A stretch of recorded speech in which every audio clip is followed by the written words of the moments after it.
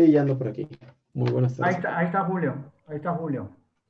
Muy bien, perfecto. Bueno, amigos, pues si no tienen inconveniente, empezamos. Se nos están uniendo ya muchísima gente, pero en honor a los que llegaron temprano, y a los tiempos de cada quien, vamos a iniciar el penúltimo de nuestros senior webinars, que corresponde al profesor Pablo Elene. Entonces, vamos a hacer un pequeño protocolo que ya conoce muy rápido, donde le voy a ceder la palabra a Mari Carmen Andrade como presidente de Alcompat para que nos dirija sus palabras de apertura, luego a Julio Medina, representante de Holcim como sponsor del evento.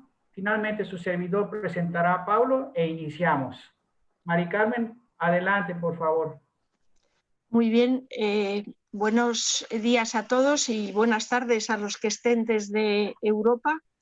Es siempre un placer el poder saludarles y el ver el interés enorme que tiene estos webinarios para la audiencia en Latinoamérica.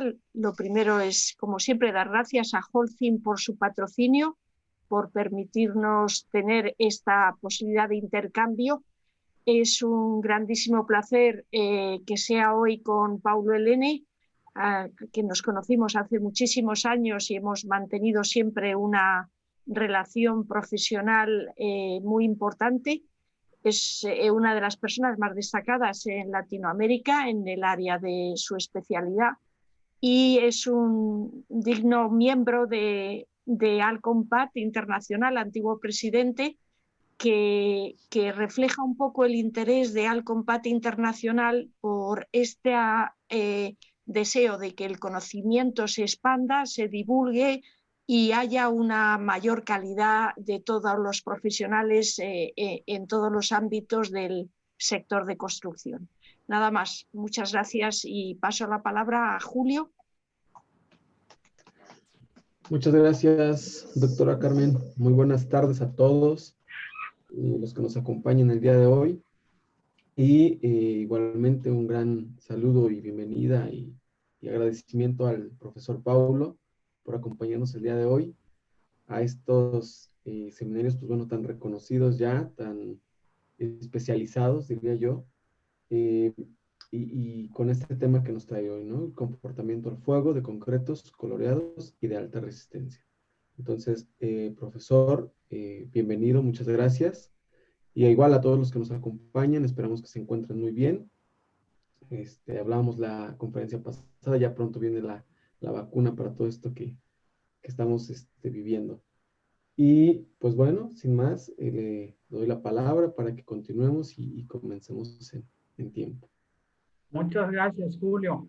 Pues me voy a permitir presentar un poco del currículum de Paulo Elene. Paulo Elene fue presidente de Alcompat Internacional 2 veces, 2010, 2011 y luego 2012, 2013. 2 veces también es presidente de honor de Alcompat Internacional 2014, 2015. Es uno de los fundadores de Alcompat Internacional, de Alcompat Brasil y miembro activo desde el 91.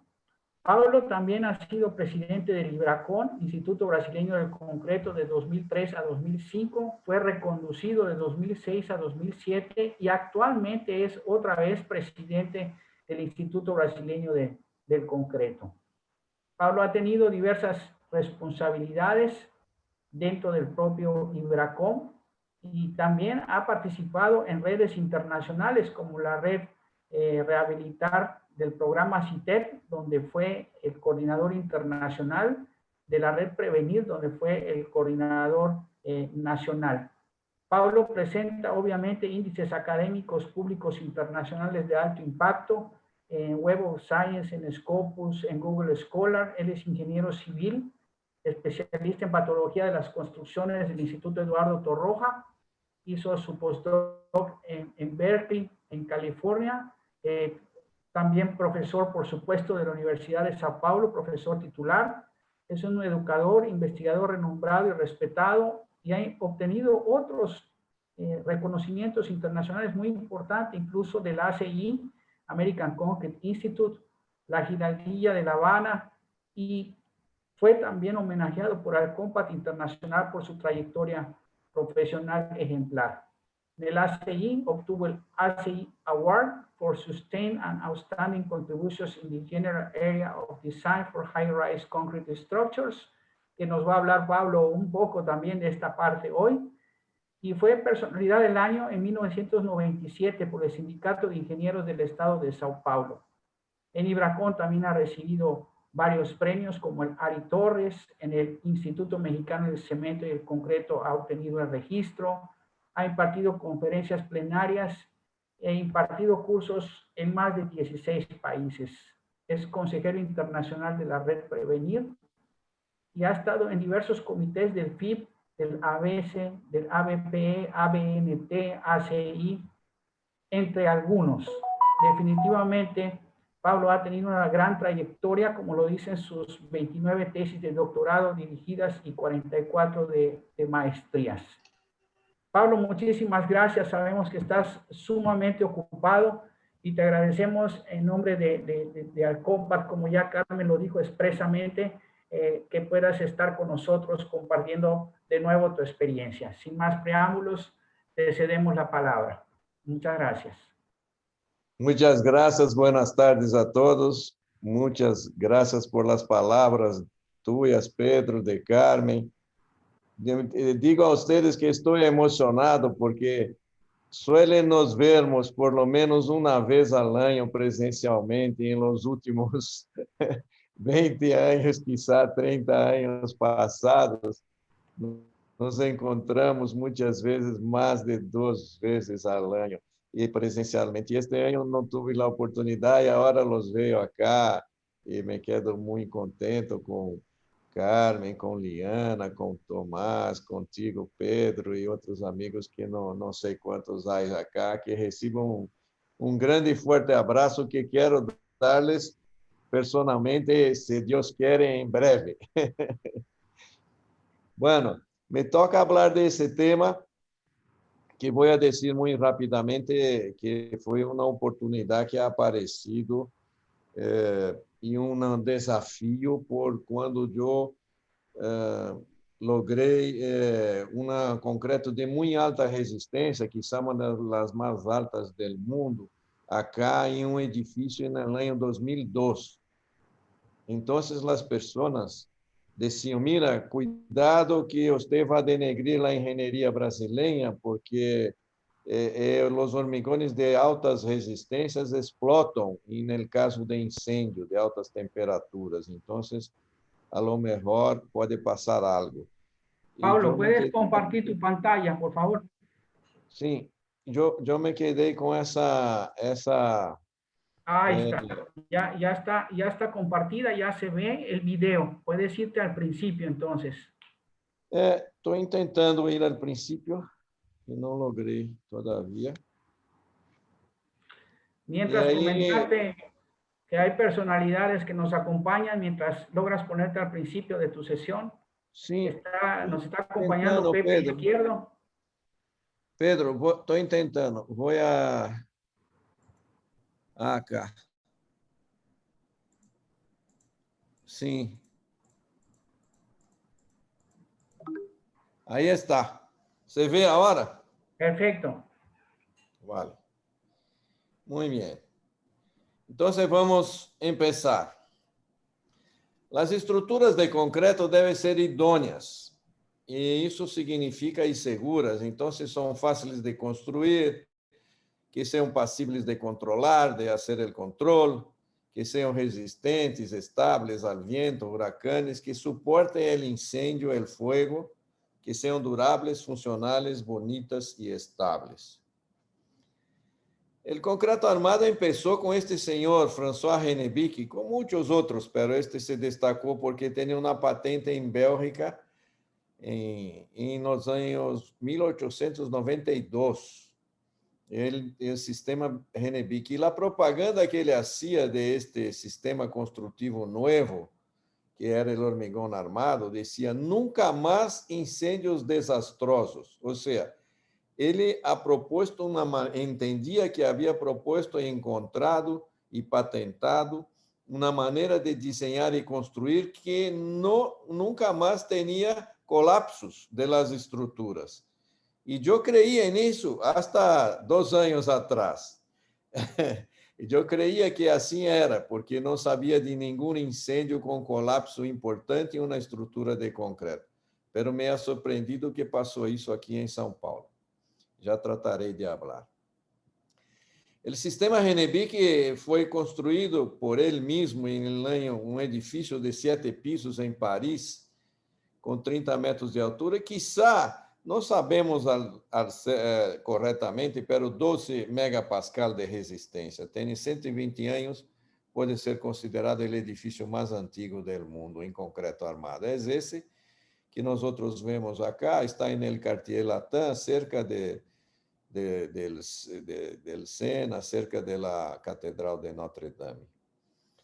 Em Brasil, este edifício, 1929, com 106 metros, que passou por em cima dos 100 metros de altura por segunda vez, a primeira vez foi em Uruguai, e com uma resistência de 15 megapascal. Desta eu lo sei porque he extraído o testigo, he examinado a estrutura, e é muito interessante ver como se comporta tão perfeito hasta hoje, depois de muitos anos.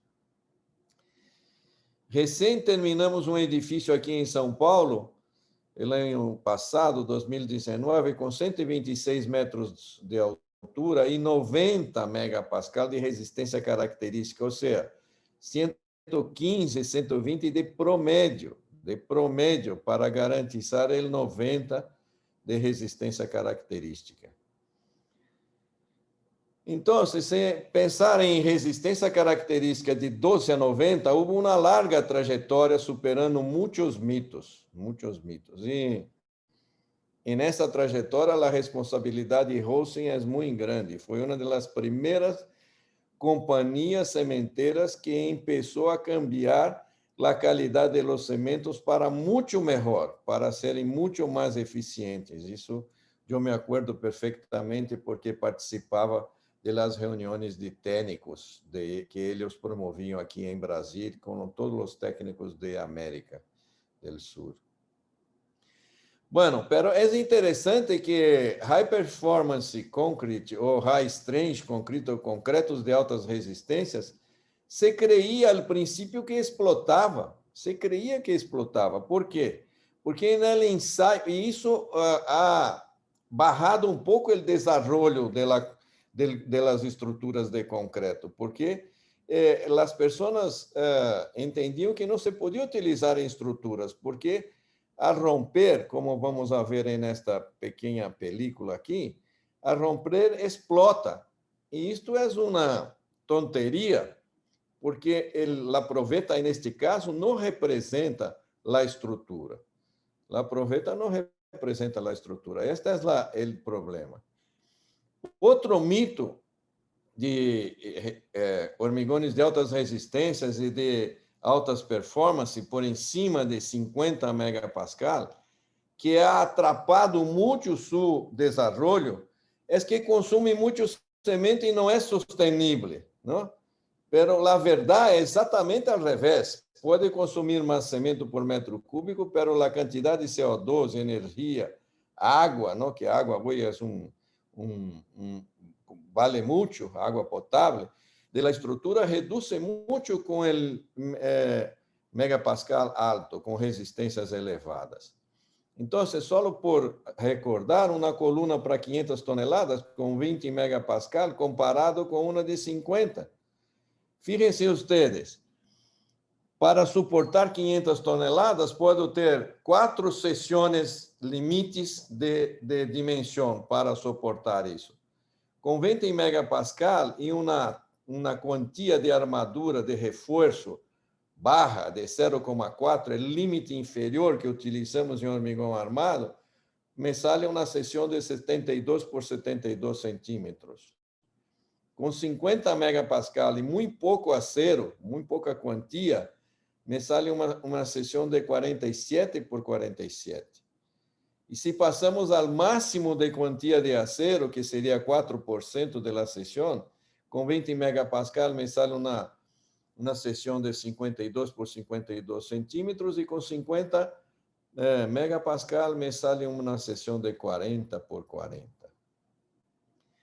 Então, rapidamente, por dar um exemplo convincente, a quantidade de gases estufa que se libera por metro cúbico do concreto de 20 megapascal comparado com o concreto de 50 megapascal, por metro cúbico, que é um raciocínio que está com falha, é um raciocínio que se comete um erro, se vê claramente que os hormigões de 20 megapascal, qualquer que seja a quantia de armadura, me sale melhor. Pero não é isso o que interessa. Por quê? Porque não hacemos estruturas com metro cúbico, hacemos estruturas com a quantidade que necessita para isso. Se vamos ao ponto de vista da energia, vemos que também o hormigão de 20 megapascal é melhor. Pero quando consideramos uma coluna com 3 metros de altura, seção quadrada, para suportar 500 quilos, me sale todo ao revés. Os de 50 são muito mais amigáveis com o ambiente, não? Liberam menos CO2, consumem menos energia, os de 50 megapascal, para fazer a coluna, que é o que interessa, não fazer um metro cúbico. Um metro cúbico me sale mal, pero para fazer uma coluna me sale muito bem. E o consumo de água também, o contenido de água também. Bueno, então chegamos ao incêndio e passa o mesmo. Isso é o que quero dizer, porque há coisas não se entende. As pessoas fazem uma investigação, digamos, sencilla e extrapolam a ideia. Então, fíjense vocês o que há hoje dia no ano 2019, este mito que os concretos de alta resistência e os de alta performance explotam com altas temperaturas de incêndio. Fíjense, esta película é muito corta, vou passar para vocês, e é de uma empresa alemã, suíça.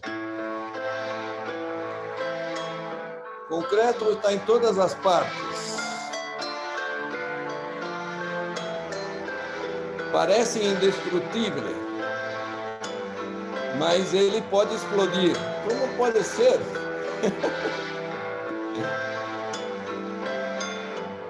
E eles fizeram uma investigação para demonstrar que pode explodir. Fíjense vocês. Uma proveta, sem armar, e a explodir. Isso é do ano 2019. Tem mais de 6.000 acessos. 6.000. Ele pode explodir porque o vapor não pode sair, não pode escapar, porque é uma estrutura muito cerrada. E, ao final, fíjense vocês. E a isso chamam ciência ao vivo, não? Ciência ao vivo. Bueno, me cabe então demonstrar a vocês que isto é uma tonteria muito grande, porque frena o desenvolvimento da engenharia, porque uno se queda com medo de desenhar, uno que está mal informado não vai desenhar, não vai optar por construir com um hormigão de alta resistência, porque pode explodir. Então, no ano 2002, nós construímos um edifício de alta resistência e aí me disseram que vai explotar. Então, esse edifício foi uma resistência característica de 112, promédio de 125, 6 colunas em 7 pisos. Se ha hecho com este hormigão coloreado e de alta resistência. E nós temos construído em laboratório, com o mesmo hormigão, com a ajuda da construtora, 3 colunas para investigação. 3 colunas com as mesmas dimensões, com 2 metros de altura, com esse peso que vocês veem. E se quedou no laboratório da Escola Politécnica por 8 anos. e o recobrimento real foi 3 centímetros, e acá, no experimento, lo hicimos com 2,5 quando lo moldeamos, porque queríamos ter uma situação um pouquinho mais agressiva. As armaduras são dobles, como vocês veem, igual que na realidade. E este hormigão tem, por lo tanto, 8 anos de idade. Depois de 8 anos que levamos a um horno. Ele foi mantido bajo condições ambientais externas, e depois de 8 anos tinha 140 megapascal aferido por testigos. E o pigmento que se ha utilizado foi pigmento à base de óxido de hierro inorgânico. E submetemos a um horno por 3 horas. 3 horas. Esta é a coluna, são 3, esta é uma delas, e eu já he ensaiado 2. Todavia me queda uma. A originalidade da investigação é que os áridos são basalto, não são granito nem caliza, que foi um envelhecimento natural ao ambiente, que o concreto colorido é pigmentado, coloreado e de alta resistência. Que não é comum que se ensaie de alta resistência uma dimensão dessa, não? Se vê muito na literatura, na bibliografia, nos laboratórios, provetas em uma mufla, uma mufla elétrica, nem sequer são com llamas, mas aqui vamos fazer todo com llamas, como se deve fazer, não? Este é a coluna, o corte de transporte, os testigos extraídos, que nos ha salido 140 megapascal. Se cortou a coluna para transportar ao laboratório de ensaio, ao horno. Se ha instalado em la cara que não vai tomar o calor, a cara fria, se ha insertado 16 termopares. Com todo o cuidado de diferentes níveis, ter diferentes termopares, profundidades de termopares. Pero basicamente medimos a temperatura 2,5 centímetros na o primeiro grupo de reforço, depois no segundo grupo de reforço e no interior da peça. São 4 níveis. O horno é assim, não? É um horno de chamas, tem uma cara aberta, uma parede aberta, que é onde uno coloca o que vai ensaiar, não? Não se permite cargar, por supuesto seria interessante cargar, mas cargar 1.500 toneladas é muito complicado. São 3 caras que vão ser ensaiadas. A curva de crescimento de temperatura era da ISO 834 e foi por 3 horas. Aqui, vocês estão vendo que se protege as caras, as caras verticais, com uma cerâmica refratária, né? E depois se construi uma parede refratária também para confinar a coluna, não? Aí, como vocês estão vendo, alguns detalhes de construção. E 3 caras, então, quedam expostas ao fogo, e uma cara hacia afuera. Por supuesto, a cara de hacia afuera está a temperatura ambiente, não sube muito a temperatura, mesmo depois de 3 horas. Aqui estão os resultados dos termopares, por favor, fíjense, este de arriba, este primeiro aqui, que tem color azul, que é a ISO 834, e os 4 termopares que midem a temperatura do horno, você vê que se logrou seguir praticamente a temperatura como deve ser da ISO 834. E se chegou a 1.100 graus, pero ele que está a 2,5 centímetros, o termopar, 4 termopares que estão a 2,5 centímetros de profundidade, chegou nem a 600 graus, a 500 graus. Fíjense ustedes a capacidade aislante do hormigão. Depois de 3 horas de incêndio estándar, patrão, muito forte, que chegou à temperatura do horno a 1100 grados. A 2,5 centímetros, a temperatura do hormigão não chegou a 600 grados. Ou seja, foi suficiente para bajar 600 grados, 2,5 centímetros.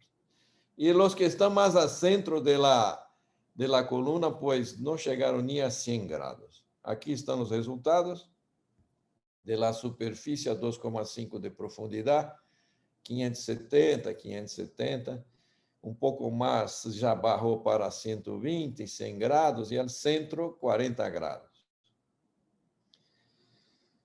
Depois do ensaio, aí se saca a parede, essa se saca, se espera resfriar, neste caso foram 3 dias para que pudera resfriar, e uno ligar cerca e trabalhar. E vocês veem que siguen as aristas, a coluna está perfeita, não explotou nada. Pero digamos, o preconceito, a ideia de que vai explodir é tão grande que nos tardou casi um ano por convencer mi companheiro engenheiro, que é o dueño del forno, que é o que opera el forno, el que controla este horno, Ele creia que nós íamos a destruir su horno. Um horno de ensaio é muito caro. É muito caro para operar e muito caro para construir. Então, imaginem vocês que esse senhor não queria ensaiar, porque disse, vai explodir, vai explotar e vai destruir mi horno. Fíjense, usted não passou nada. 3 horas e não passou nada. Alguns sonidos de popcorn, quando chegou a 300 graus, houve uma distribuição, máximo que houve de spalling foi 5 centímetros e não foi explosivo. Esse senhor se chama Kodur, esse que está com Carlos Britti, que é o engenheiro que estava fazendo a tese de doutorado bajo mi supervisão. E este senhor se chama Kodur, que é um especialista dos Estados Unidos, um dos mais grandes dos Estados Unidos e do mundo e no tema, que quiso vir a Brasil para ver isso, porque ele não havia visto nunca um ensaio com um hormigão coloreado de tão alta resistência. Se ha controlado a integridade desta coluna para saber quanto havia de spalling e se quedou que 95% da sessão se mantuvo perfeita. Só se ha dañado 5% superficialmente, pero las aristas perfeitas. Aí uma outra observação de Kodur. Muito bem, então chegamos lá com a conclusão de que há um erro grave nesse trabalho de los companheiros de EMPA, que han posto aí que já há mais que 6.000 pessoas que lo veem, porque dizendo que o hormigão explota. Não, senhores, a proveta pode explotar, a proveta, pero não a estrutura. A estrutura tem acero, a estrutura tem grandes dimensões. A estrutura é diferente o comportamento da estrutura do comportamento de uma proveta. Bueno, para reforçar isso, eu vou passar aqui alguns ensaios reais, não de incêndios verdadeiros, de desgraças, digamos, que passaram lá em vários países, principalmente em São Paulo. E por que han passado por que merece a pena? Porque é muito caro um horno para ensaiar estruturas de concreto. É uma coisa muito cara, muito cara. E não há, praticamente, em Brasil há 2. Hubo 3, um cerrou as portas. Hubo 3, agora, hoje há só 2. O professor Bernardo no Rio Grande do Sul e aqui em São Paulo, o IPT. Só há 2. Não? Então, são muito caros de operar. Então, há que, e además, nunca vou lograr colocar uma louça completa, uma estrutura completa dentro de um horno. Então, o máximo é pedaços pequenos dentro do horno. Entonces, analizar ensayos que han pasado en la realidad es como una maravilla, es como uno decir, mira, he ensayado una estructura de verdad al incendio de verdad. Entonces, es por eso que voy a pasar.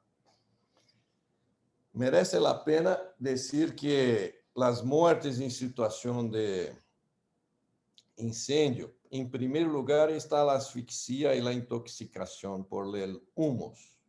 Eso es lo que mata más. En segundo lugar, el pánico, ¿no? De pisotearse las personas. En tercero, las quemaduras. Y en cuarto, el colapso, porque raras veces hay el colapso. El caso de colapso más grave que hubo hasta hoy en la humanidad fue las Torres Gemelas de Nueva York. Se han muerto 400 bomberos, cerca de 400 bomberos, porque no creían que el edificio se iba a colapsar y estaban ahí metidos intentando controlar el fuego. Muy bien, el estudio del fuego en la estructura, que no voy a hablar, comporta varias partes. La protección activa, que son los extintores, señalización, los sprinklers. La protección pasiva con morteros, que son refractarios, con pinturas intumescentes. Los ensayos de resistencia al fuego, que son ensayos de laboratorio. Y lo que estamos hablando de la estructura resistente al fuego, diseño y construcción. Esto es lo que me toca hablar hoy. Se podía hablar también de inspección y diagnóstico y de rehabilitación. Este es un edificio histórico de São Paulo. Foi o primeiro caso grave que passamos no ano 72. E no ano 72, eu estava, como diria, eu estava no último ano do curso de engenharia civil, quase completando o grado. E nos tocou, a los que vivem em São Paulo, ver este incêndio, prender este incêndio, 32 pisos, construído nos anos 60. Foram 4 horas de fogo, e hoje dia foi recuperado e sigue aí, não? Aqui se vê o incêndio muito forte, quedou todo como se fosse uma hogueira, porque não havia nenhuma proteção, nem ativa, nem passiva, nem compartimentação, não havia nada. E nessa época não se falava de construir edifícios resistentes ao fogo.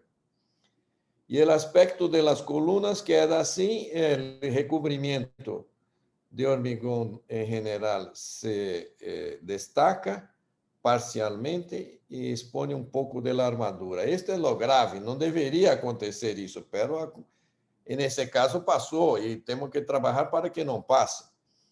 As vigas, pero não chegou à ruptura, não chegou ao colapso do edifício, sigue aí hasta hoje.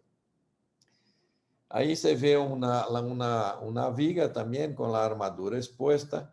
E as louças, o mais complicado são as louças, porque se deformam muito e não há como recuperar. Há que demolir a louça e reconstruir. Esse é o mais duro, porque louça em geral é difícil de reconstruir. 2 anos depois, em 1974, um edifício de 26 pisos em São Paulo, também construído na década de 60, prendeu o fogo e foram 6 horas de fogo.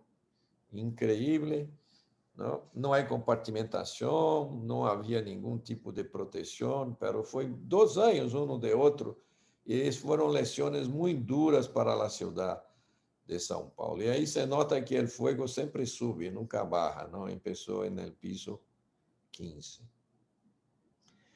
Este edifício Grande Avenida já no ano 81, quase 9 anos depois do primeiro. 4 horas e 40 minutos na Avenida Paulista, mas é o que quero ensinar a vocês, é que esse se nota claramente que havia colunas esbeltas e louças, não? Muito características da época construtiva. Então, o que passa é que a deformação térmica que sofre a estrutura crea esfuerzos horizontales muy importantes que van a hacer esfuerzos de corte en las columnas. Y eso es lo grave que puede pasar a una estructura. Pasar a una estructura que tenga un corte, que tenga una ruptura de una pieza como una pared que soporta o una columna. Y eso pasa no por la calidad del hormigón. Este es lo importante. De nada se puede decir acá que esta ruptura se debe a que el hormigón está caliente. No, se debe a que la estructura tiene un coeficiente de dilatación térmica importante de 200, 300 grados, e isso ha generado uma deformação, uma expansão que chegou a romper o concreto. Pero no interior desta coluna, o concreto está a 20 grados. Ele nem se dá conta de que há incêndio hacia afuera. Bueno, por seguir dizendo que as estruturas de concreto não se caem, por seguir acreditando, creyendo em la teoria de François Hennebique, ¿no? Que ele vendia o sistema construtivo com esta propaganda de que não vai colapsar. Aqui passou em Madrid já um edifício muito mais de los anos 90, 30 anos depois de los que ensinei aí, que eram de los anos 60. Em Madrid, no ano 2005, passou 16 horas de incêndio. Como é um edifício misto de estrutura metálica no exterior e de estrutura de concreto no interior, no núcleo, passou que a estrutura metálica se ha colapsado e a estrutura de concreto não colapsou. A estrutura metálica, como vocês veem aí, tem pouca resistência a altas temperaturas se não está protegida. A doutora Cruz Alonso, do Instituto Eduardo Torroja, que o Instituto Eduardo Torroja é uma de nossas referências maiores em las estruturas de concreto. Então, ela estudou isso com Pepe Calavera e outros, e chegaram à conclusão que não mais que 3 centímetros, 2, 1,5 centímetros de hormigão foi afetado. Todo o restante ha seguido bem. Bueno, por terminar esta revisão histórica e este aprendizagem, que vou falar do edifício aqui de São Paulo que sí colapsou. Então, por que colapsou é o que vou falar dentro de um rato. Não posso deixar de falar do incêndio desta torre de Caracas. Não sei se há companheiros aí, Liana está. Liana, eu tenho todo o respeito do mundo para os engenheiros de Venezuela. Que coisa incrível! Em los anos 70, vocês han construído um edifício de 221 metros de altura, 2 edifícios de hormigão armado, em Caracas, onde a zona sísmica é 4. Deus mío, é incrível, incrível, incrível. Muito lindo. E, además, que esse edifício, uma das torres, prendeu o fogo em um incêndio em um domingo, 17 de outubro de 2004, ou seja, já tinha 30 anos essa estrutura. Às 12 da noite, o incêndio iniciou no piso 34 e seguiu até o total da torre. Por quê? Porque não há como o bombeiro chegar com água ou que sejou aí, não? A essas alturas, não? O incêndio atravessou incluso uma macrolouça de rigidez, não? Porque ele é um edifício clássico, que é um tubo hueco, não? Com anéis que são louças de hormigão, outriggers, que se chama em inglês, que corresponderia a construir um bambu, uma estrutura parecida com um bambu, com nudos, né? E aí está o edifício, como vocês veem, prendendo o fogo. Foram 20 horas de incêndio. E sigue aí, foi reformada e sigue aí a estrutura. Internamente era uma estrutura metálica que se ha dañado muito, pero a estrutura de hormigão principal, que é a que suporta o edifício, al sismo, al viento e al incêndio, é incrível, e a las cargas verticais, é lo que chamamos de perfeito. Os engenheiros nos toca dominar a natureza. As forças da natureza são tremendas e nos toca dominá-las. Então, vocês veem que o hormigão ha dañado pouco. Superficialmente se ha dañado pouco, se foi possível recuperar e o edifício sigue aí em Caracas perfeitamente, quizá mal utilizado, pero como uma obra de engenharia fenomenal. Muitos me creem que os edifícios de las Torres Gemelas de Nova York, que foi o impacto do avião que ha causado o colapso. Não foi o impacto. O impacto não ha significado nada. A Torre Sul ha colapsado com menos de uma hora. Menos de uma hora. A Torre Norte ha colapsado com 102 minutos, pouco mais que hora e meia. E a Torre 7 tardou 8 horas sem impacto nenhum. Sem impacto nenhum, só por el calor. 8 horas e colapsou. Então, não foi o colapso. As medidas que indicaram o impacto do Boeing 727 submeteu o edifício a vibrações semelhantes a índice 2.4 na escala Richter. É nada, não se nota.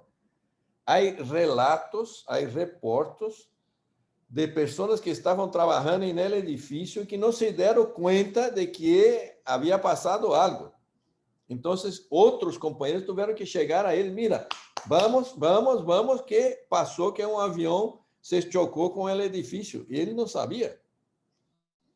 É uma vibração muito pequena, ou seja, quando nós outros dimensionamos edifícios altos, em presença de huracanes, de sismo, a estrutura é muito mais resistente que o impacto de um avião. Não? Dominar a força da natureza é muito mais grande que de lo que podemos fazer com um avião. Foi o calor generado foi o que ha causado o colapso progressivo. Bom, esta é a curva de incêndio, só por explicar, e se nota aqui abaixo, o eje de las abscissas, que vamos hasta 120 minutos, que seriam 2 horas. E aqui, na curva de las abscissas, é a temperatura. Fijem ustedes que com 20 minutos de incêndio, estamos a 750 graus. Com 10 minutos, estamos a 650 graus.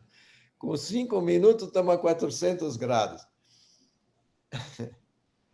Ou seja, Deus mío, o incêndio empieza, a temperatura sube muito rápido. Muito rápido. Este ensaio hizo, esta curva internacional de ISO 34, é muito forte. Quizá não corresponde, estas curvas azuis são as reais de los incêndios, não corresponde exatamente a lo que passa na realidade, pero que sirve como um limite, uma fronteira superior, não? Se passa nesse ensaio, seguramente vai passar na natureza, em casos reais. E aí se nota que o acero perde resistência com a temperatura. Aqui agora, o eje de la abscissa agora é temperatura e aqui é perda de resistência. E acá para o concreto, o eje de las abscissas acá e acá a perda de resistência. Se nota, para o acero, que é um material mais homogêneo, se nota uma curva muito definida. Com 700 graus, tem 20% da resistência que teria a 20 graus. E os hormigões? Bueno, depende de los áridos, da relação água-cemento, de um montão de coisas, mas também barram a resistência. E a 900 graus também todos têm 20% da resistência que tinham à temperatura ambiente. Ou seja, são muito parecidos. O comportamento do material acero é muito parecido ao comportamento do material concreto. E por que são diferentes em las estruturas? Porque e módulo de elasticidade e formação é o mesmo, não? O módulo cai, as estruturas metálicas são mais deformáveis com a temperatura e as estruturas de hormigão armado também. Mientras a temperatura sube, o hormigão queda com um módulo de elasticidade mais baixo, ou seja, mais deformável. É que o acero conduz muito a temperatura. Com 20 minutos, todo o perfil metálico está com a temperatura do horno. Mientras que o hormigão é um aislante térmico. Então, aqui na cara da coluna, este é um quarto de uma coluna de 50 por 50 de seção transversal. Então, é um quadrante. Então, aqui está o centro da coluna. E nesse quadrante, eu posso ter aqui afuera 900 grados, 1000 grados, mas aqui dentro, depois de uma hora, está a 20 grados. Não se ha dado conta. Não se ha dado conta de que havia muito calor, um incêndio em las caras externas. Então, esta é a grande característica do hormigão armado. Não é porque o material resiste mais, resiste tão pouco ou igual que um acero. É verdade, não há material que resista mais que 1500 graus. Mais que 1500 graus são todos uma coisa pastosa, não?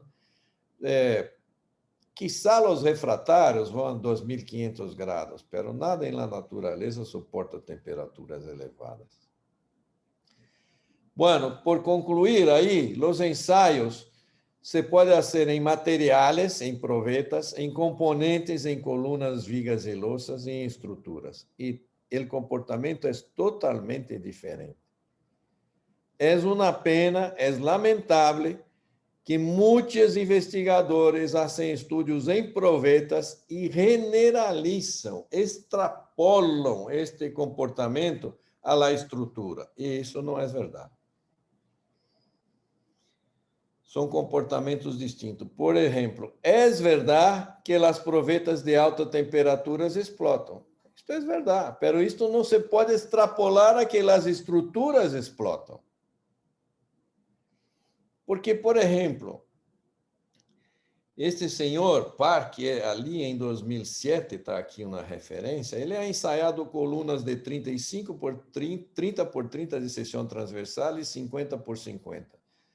Com diferentes armaduras, reforços internos, não? Em concreto de alta resistência, 120 megapascal. E chegou à conclusão de que se a dimensão é pequena, pode explotar. Se a dimensão é grande, não explota. Se está bem armado, não explota. Se está mal armado, explota. Fíjense vocês que é muito diferente do comportamento de uma proveta. Este senhor Kodur, que los ensinei agora há pouco em uma fotografia, sabe muito de incêndio, muito. Ele disse, mira, los cerchos têm que fazer um gancho al final, para que resista mais a las temperaturas elevadas. Assim não resiste a las temperaturas elevadas, assim resiste. Que detalhe mais sencillo e que enorme contribuição para as estruturas de concreto, o desenho de concreto. Enorme, enorme, uma coisa incrível, por um detalhecito mínimo. E ele ensinou aí, por exemplo, 2 colunas, uma mal armada, digamos, e uma bem detalhada, bem hecha. Esse ensinou que era de mesmas dimensões e que o comportamento é muito distinto. Outra comprovação foi que as fibras de polipropileno podem favorecer a saída da pressão do vapor de aire, a pressão que se genera por el calor internamente, del pouco que há de água, pero genera pressão, pode explotar. Então, as fibras de polipropileno são muito importantes e quantas mais fibras se pueda poner com diâmetros menores e mais largas, melhor vai ser o comportamento. E, finalmente, esse senhor aqui, Morita, ha demonstrado uma coisa que é a mais lógica possível, pero de tão lógica necessitava de uma de uma prova experimental. Não é o mesmo ensaiar a 63 dias que a um ano. E por que não é o mesmo? Porque o grado de hidratação cambia. Se o grado de hidratação cambia, quanto mais viejo o hormigão, menos água livre tem. Menos água livre tem. E quanto mais baixa a relação água-cemento, aún melhor. Menos água livre tem. Então, o comportamento é muito distinto. Estes senhores em Inglaterra construíram um edifício de 7 pisos, igual que o de François René, com 25 metros de altura. Deus mío, eu me imagino o tamanho desse laboratório, não, desse horno, para construir um edifício e depois prender o fogo no edifício.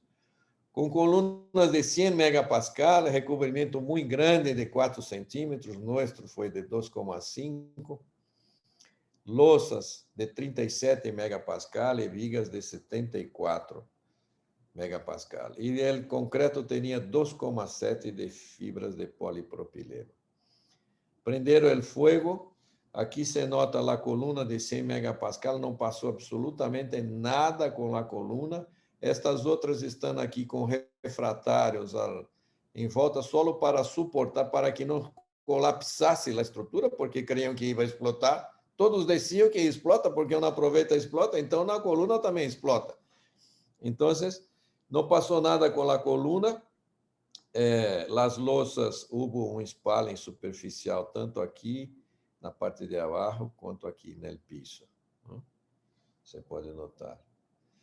Então, a conclusão que chegamos é que a investigação basada solamente no comportamento de materiais não é suficiente para explicar o comportamento das estruturas bajo incêndio.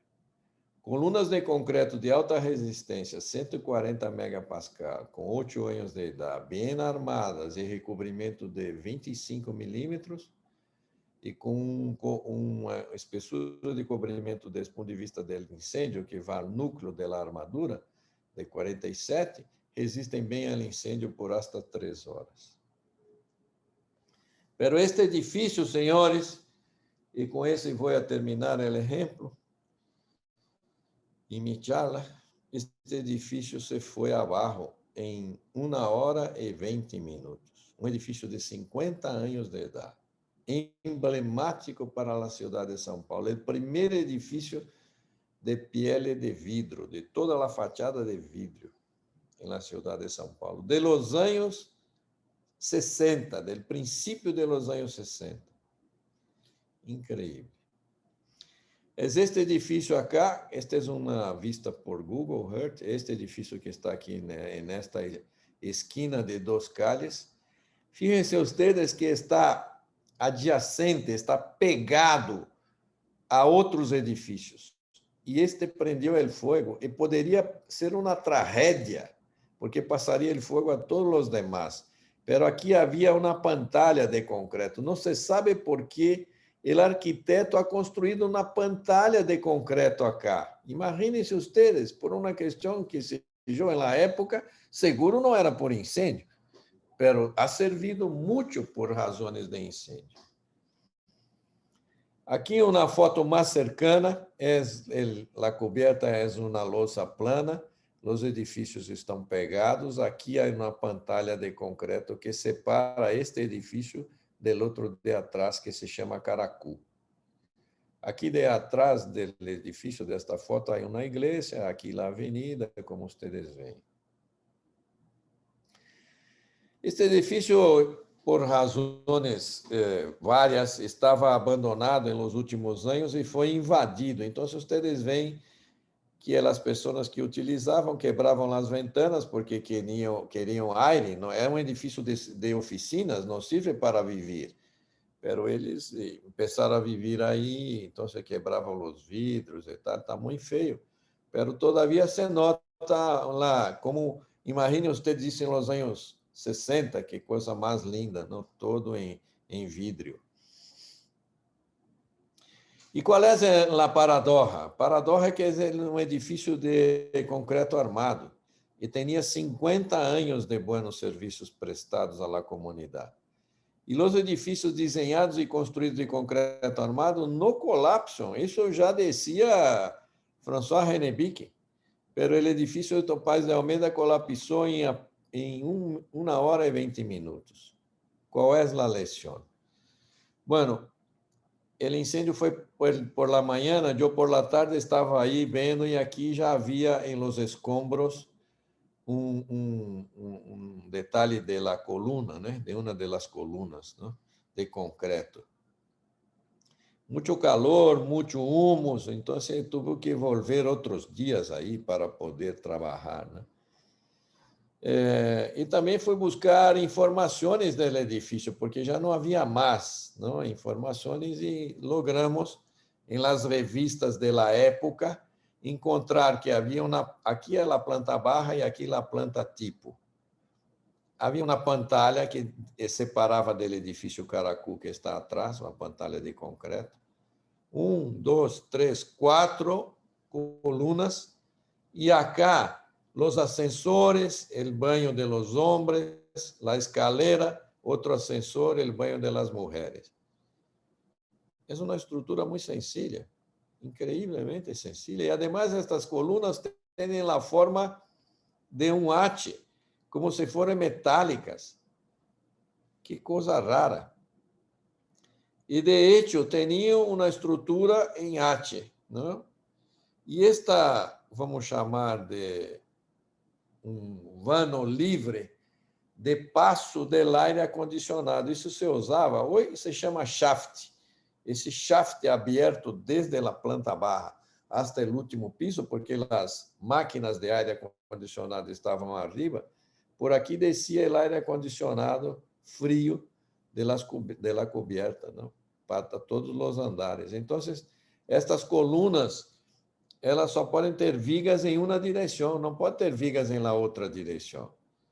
São colunas de concreto com um shaft, um vazio acá por onde passa o ar acondicionado que vem de la coberta barra para os pisos mais baixos. Então, não há vigas nesta direção, não se pode travar, não se pode deixar sólida a estrutura nessa direção. Só em la outra, né? Que é uma coisa muito rara. Aqui se nota também, se vê outra fotografia del agujero, as outras colunas, e acá há uma louça toda aqui em voladiço, há uma louça em voladiço grande, de 2,20 metros de voladiço, onde se apoia a pantalha de vidro. Não há parede aqui abaixo, não há compartimentação, pero há uma ao fundo acá. Esta parede del fundo de hormigão sigue hacia afuera, separando este edifício do edifício de atrás. Fíjense ustedes como era a geometria das colunas. A coisa mais rara que eu he visto em minha vida. Este é o único edifício de que eu sepa que as colunas de hormigão tinham esta geometria. Começava sempre com a seção externa de 85 por 85 centímetros. A planta baja é mais forte, mais hormigão e menos vazio. E na planta mais alta, muito pouco hormigão e grandes vazios por onde descia o ar, o shaft, por onde descia o ar frio do ar acondicionado. Mas o edifício era lindo. Imagine isso nos anos 60, senhores, com este voladiço. La fachada de vidro, realmente increíble, muito lindo. Olha só. E aqui é uma película que nos mostra como começou o incêndio. Como a fachada não tem compartimentação, vocês vão ver que mira, se cai por la fachada, coisas que estão pegando fogo. Então, começou o fogo desde abaixo, né? Muito rápido. O fogo deveria só subir, mas, em verdade, vindo para baixo também e prendeu o fogo em todo o edifício. A história terminou tão rápido que chamou a atenção. Esta é uma entrevista em uma começar e o prédio desabar, se passou só 1h30. televisão, É muito pouco onde tempo, aparece principalmente a para explicação edifício da de ruptura. concreto armado. Por que caiu tão rápido? Só estudos mais aprofundados podem dizer, e eles estão sendo feitos. Mas as imagens, quadro a quadro, já revelam detalhes importantes. O que o senhor consegue avaliar dessa imagem? Nós podemos ver aqui mais claramente que tem vários andares que não tinham carga térmica, que estão sem fogo. Carga térmica quer dizer coisas que podem pegar fogo. Coisas que podem pegar fogo, exatamente. Na último andar, nós temos também uma intensidade grande de fogo, porque o calor está subindo, como se nota por aqui, pelo poço dos elevadores, levando o calor gerado. Não havia ventanas em los ascensores, então os poços o prédio estava funcionavam sem os 3 como chimeneias. E os 3 poços, vazios, se transformaram em túneis de fogo. Uma das hipóteses que está sendo levantada é que um dos poços do elevador, como aqui você verifica claramente, ele falhou e com isso sobrecarregou, jogou o peso da estrutura, as cargas, jogou para os pilares. E eram poucos pilares, 4 pilares. É como se o ponto que rompeu, ali no centro do prédio, puxasse o restante da construção para baixo. O poço do elevador entrou em colapso, é isso? Exatamente. Então, se colapsou por isso, por el poço del ascensor. Isso foi uma conclusão que se sacou com uma semana, ao menos, do acidente, não? E depois se ha comprovado isso tecnicamente.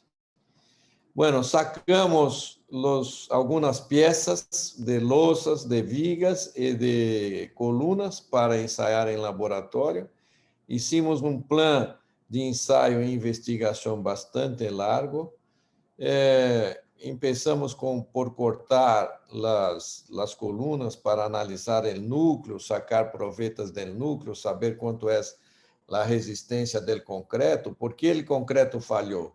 E não encontramos nenhuma informação. O concreto era bueno, era bem hecho, tinha a resistência da época, a dosificação era uma parte de cimento para 5, 6 partes de áridos, ou seja, um hormigão de 300 quilos de cimento por metro cúbico, com uma absorção de água normal, não, muito buena para os patrões da época. Ou seja, não havia nenhum indício de que esse hormigão estava malo. A resistência promédio foi de 21,8, então hemos suposto que se podia trabalhar com uma resistência características de 15 megapascal. A resistência à tração de 2,1, que é normal, perfeita. O módulo de elasticidade se ha medido por 2 maneiras, por ultrassonido e por estático, e se chegou a 27 gigapascal e 24, ou seja, não havia nenhuma informação que pudesse dizer que o colapso foi a uma falha do concreto. A espessura de carbonatação também de 2,5 a 3, muito pequena para a idade da estrutura.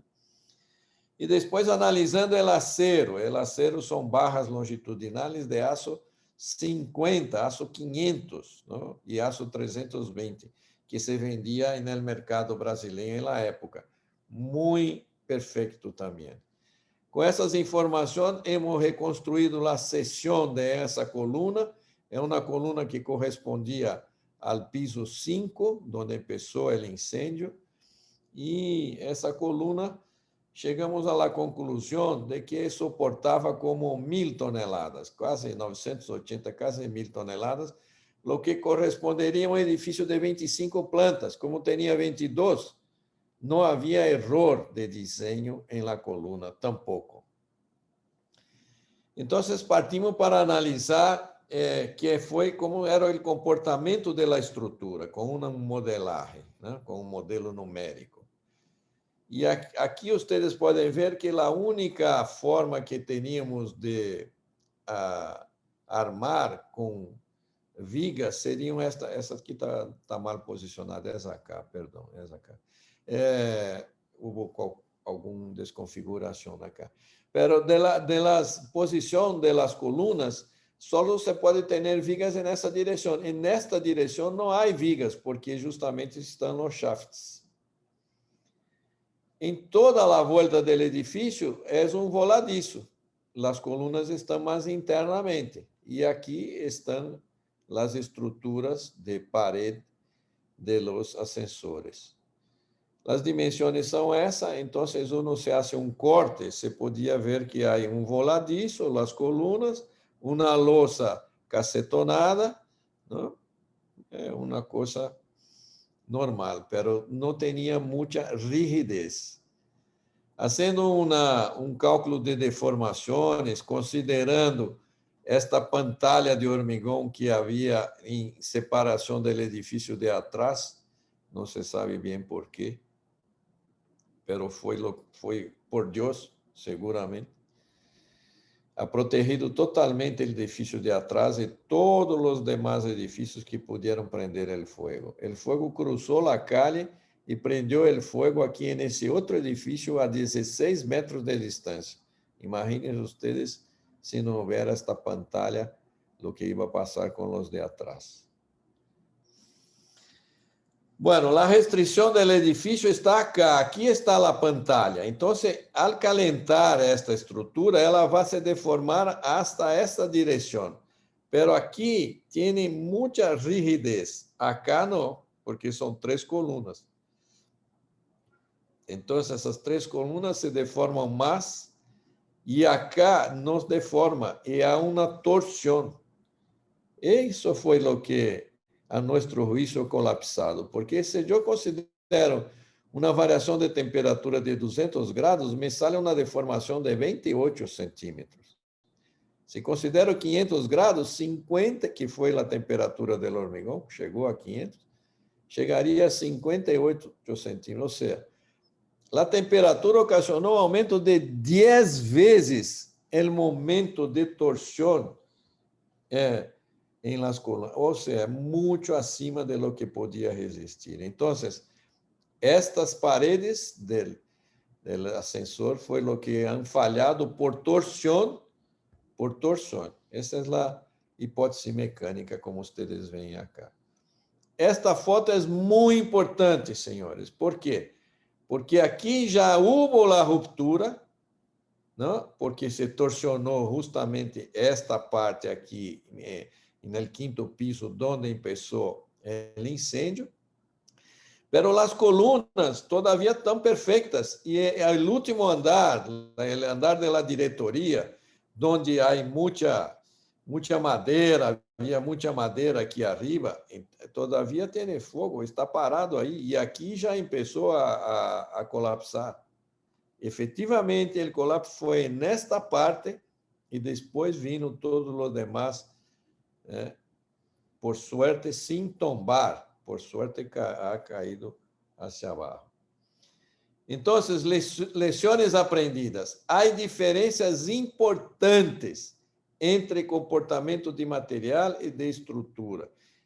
Por favor, no extrapolen resultados de material a una estructura, sin pensarlo bien. Estrutura de concreto mal diseñada puede colapsar em pouco tempo. É o que passou aí, uma estrutura onde não se ha considerado o efeito da temperatura. E hoje, nós outros em la oficina, já estamos com esse movimento, nossa entidade já ha adotado essa postura de que há que revisar um desenho estrutural bajo temperatura de 250 graus, que é o que passa se há uma dilatação térmica del orden, resultado de uma ação de 250 graus de temperatura, de graus Celsius, que é o que passa com a estrutura? Sigue suportando os esforços que se generam ou não? Então, isso é muito interessante. Por supuesto, se é uma estrutura livre e simétrica, não há problema nenhum, se deforma e volve. Mas se tem assimetria ou se está, digamos, impedida de deformar-se por alguma razão em uma parte, vai canalizar os esforços a outra e pode criar problemas. Muito bem. Ustedes podem ter um download free de esse trabalho completo com todos os detalhes que ustedes podem imaginar, indo ao website da PhD, em publicações, parecer técnico 2019, disse aí edifício Wilton Paes de Almeida. Podem ir também lá no mesmo website, publicações, teses de doutorado 2008, lá de Carlos Brites, que eu passei aqui, hormigão coloreado de alta resistência. E podem ir também nesse site, publicações, encontrar uma reportagem, não sei se disse assim, uma reportagem que é sobre FAPESP, que habla desse efeito de diferencial do comportamento da estrutura e do material. Senhores, muitas graças. Estou aí para as perguntas, se querem. Pedro Castro, querido. Pablo, muchísimas gracias. Un excelente compendio de los casos de incendio que te ha tocado ver. Súper interesantes. Además, cada vez que te he visto dar el tema, aprendo cosas nuevas, diferentes, que no aprendía yo la vez anterior.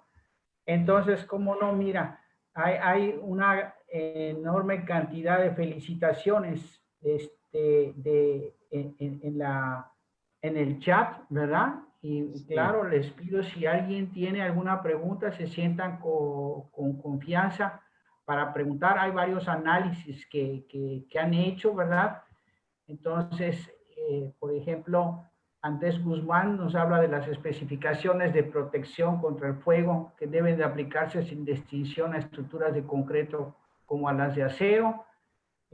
Comenta que se cree que el concreto reforzado... ¿Sí quiere comentar algo? Adelante, claro. Sí,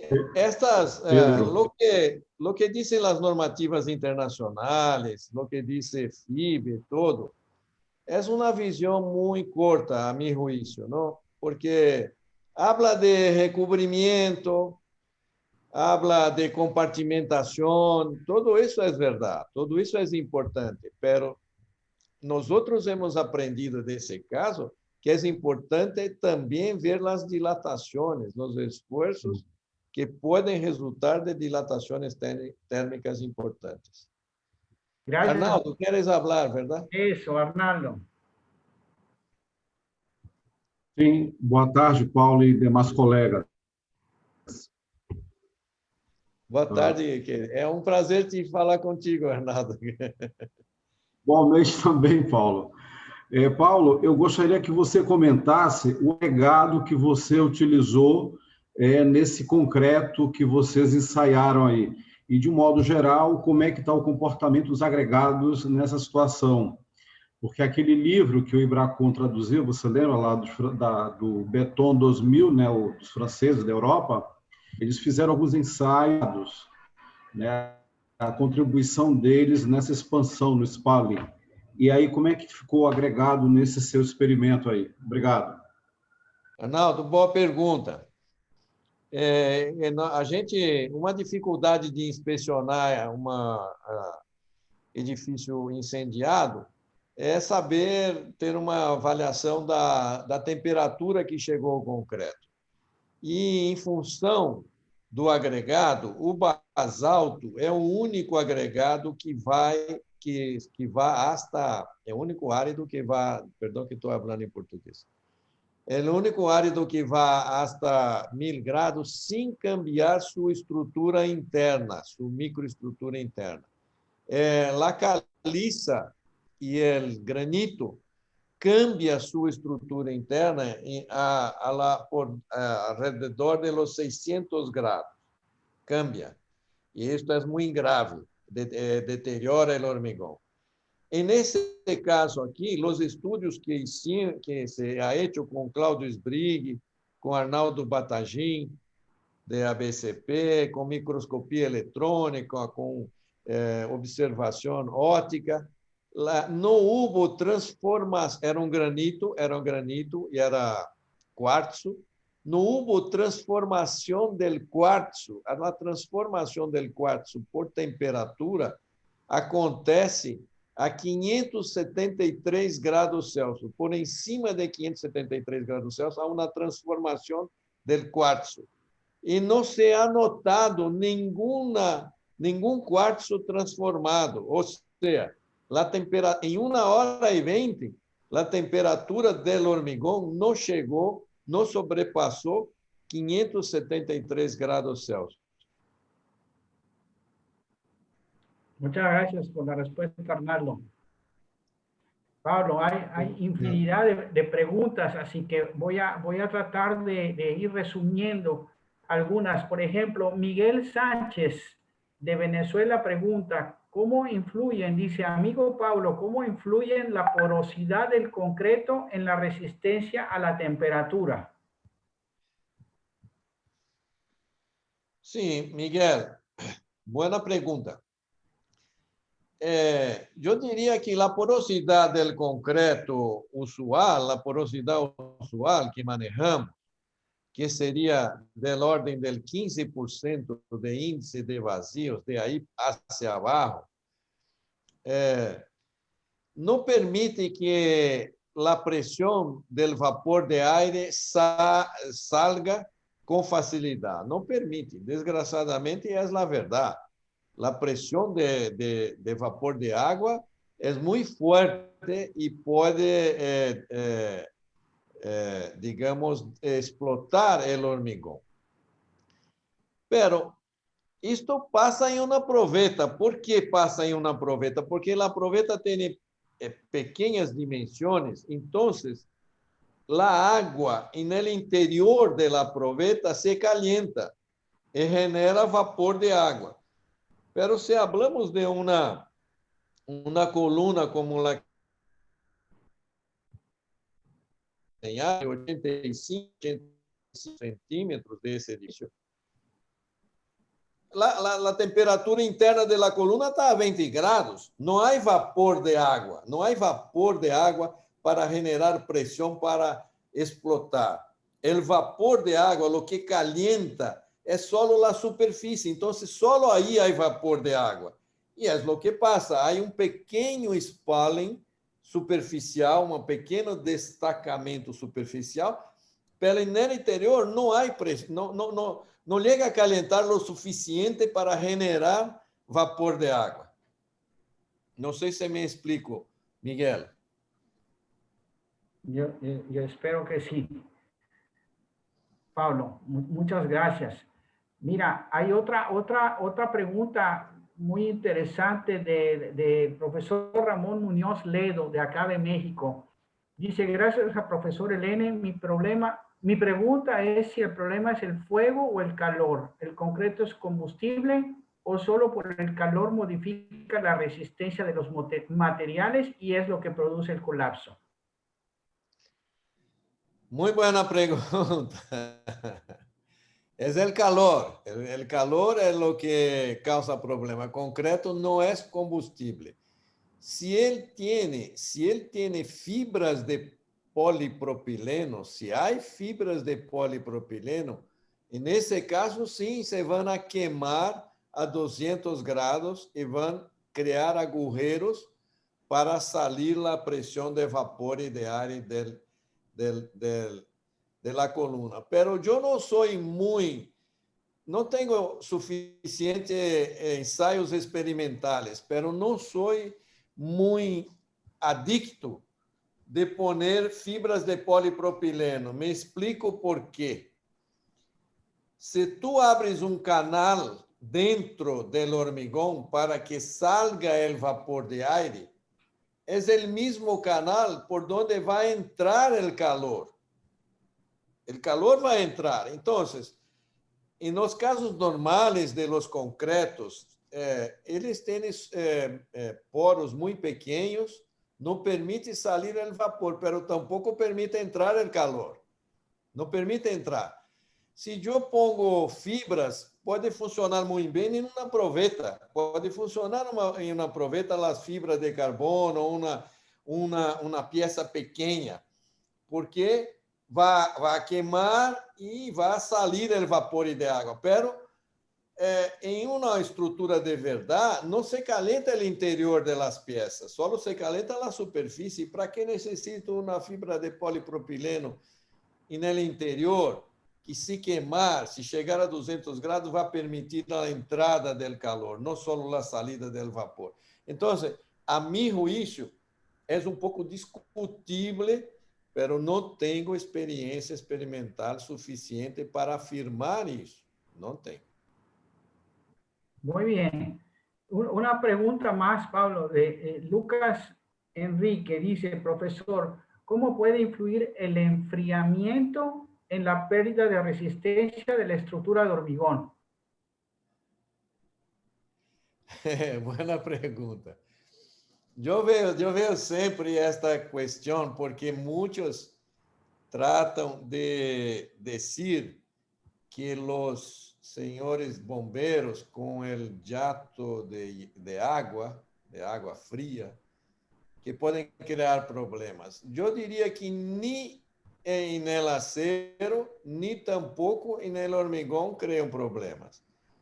El calor a água fria é bueno, só vai a colaborar com o comportamento da estrutura. Não há nenhum risco de choque térmico. Por que não há?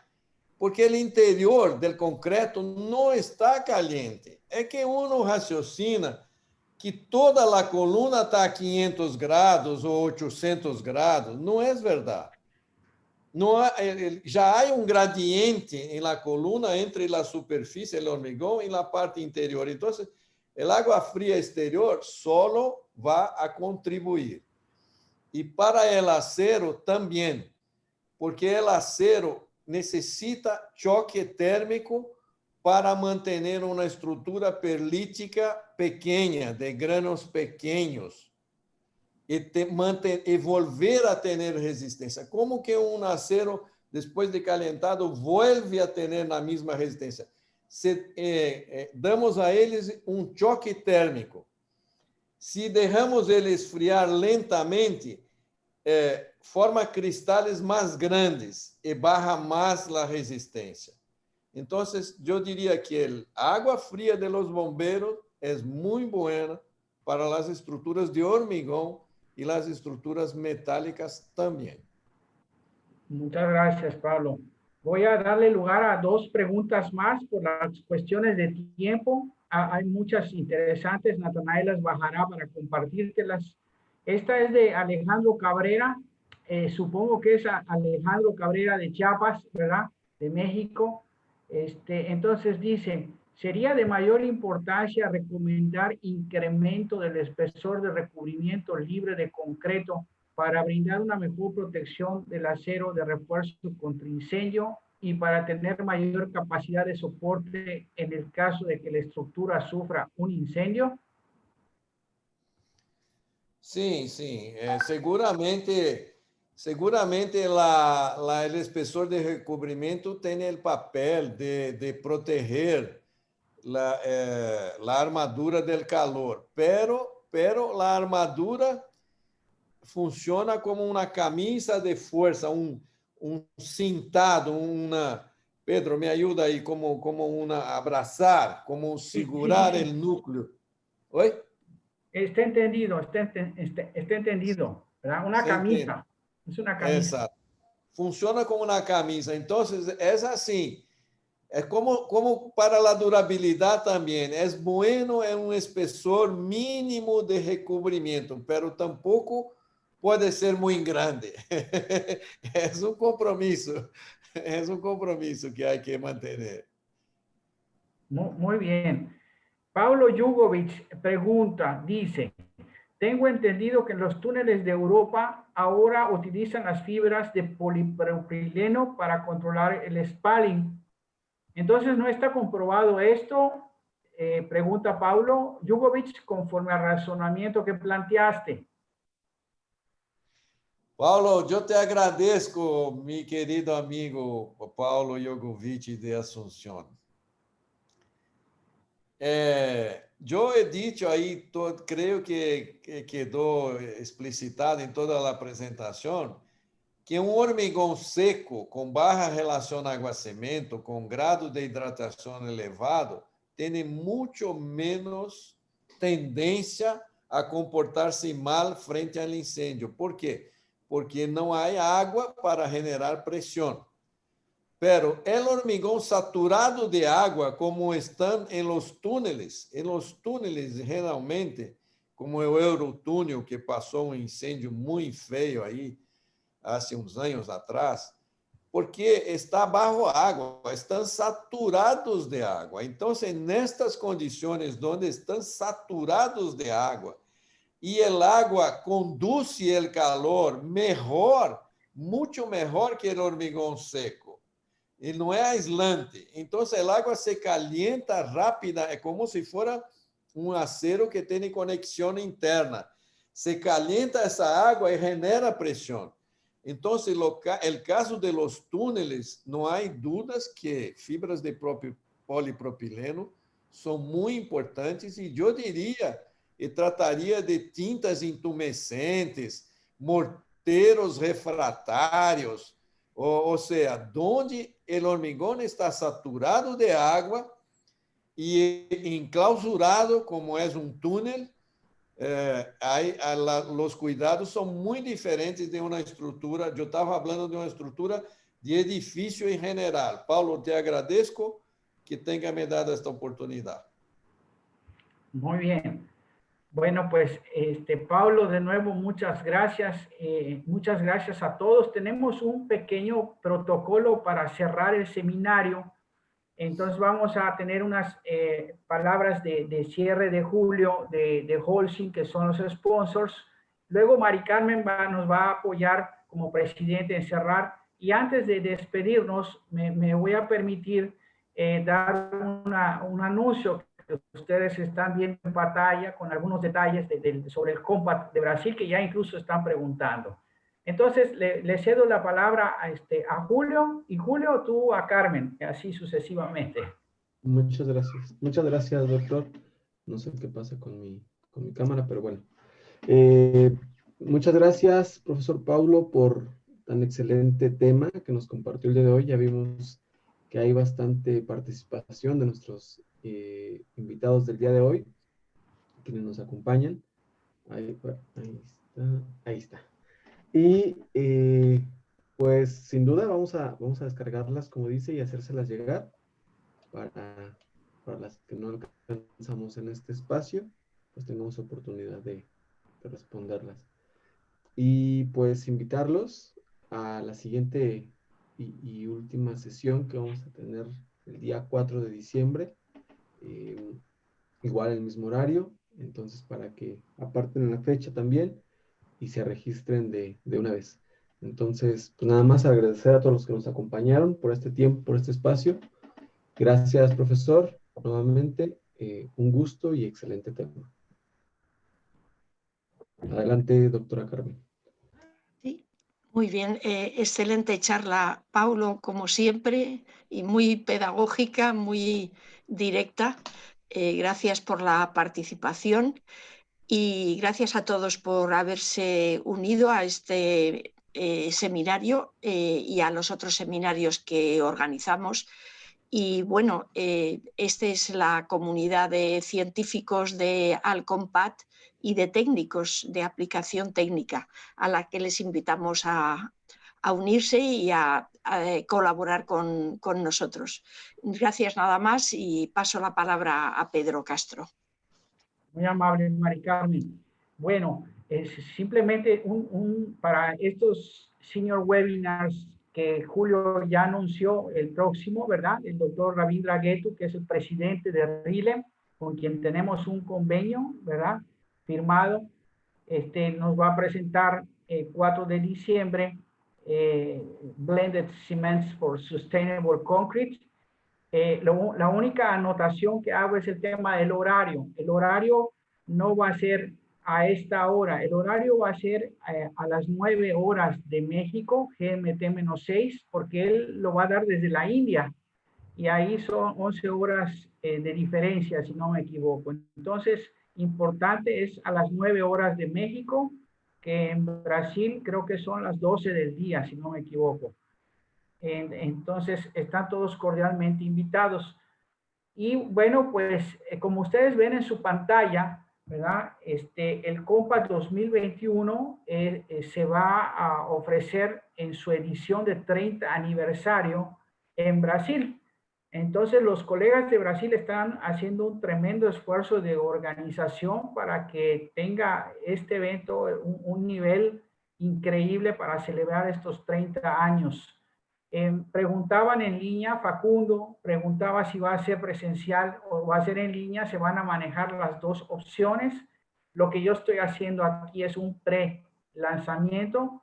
Después de la conferencia de Dr. Ravindra Gettu, dentro de 2 semanas, vamos a hacer ya el lanzamiento formal, ¿verdad? Entonces, incluso ya de la página web, etcétera, que está terminándose de configurar. Así que todos están muy cordialmente invitados. Gramado es un lugar bellísimo en Brasil. No tengo palabras para describirlo, pero les invito a buscarlo. En internet no podía haber mejor escenario que el que escogieron los colegas brasileiros para celebrarlo. Y les anticipo que va a ser un evento sumamente memorable. Bueno, entonces agradezco a todos los que se conectaron. Tuvimos un nuevo récord. Tuvimos 12 países en esta ocasión. También tuvimos varias personalidades que se pusieron a escuchar la charla de Paulo, ¿verdad? Entre ellos Pepe Izquierdo, que fue presidente del ACI, ¿verdad? Que está por ahí. Muchas gracias, Pepe. Francisco Carvalho, también lo vi por allá. Así que muchas gracias a todos. Y bueno, sin agregar más, nos vemos en la siguiente entre 2 semanas. Recuerden que será 3 horas antes que el de hoy. Un abrazo a todos y de nuevo muchas gracias. Hasta luego. Muchas gracias. Buenas tardes a todos.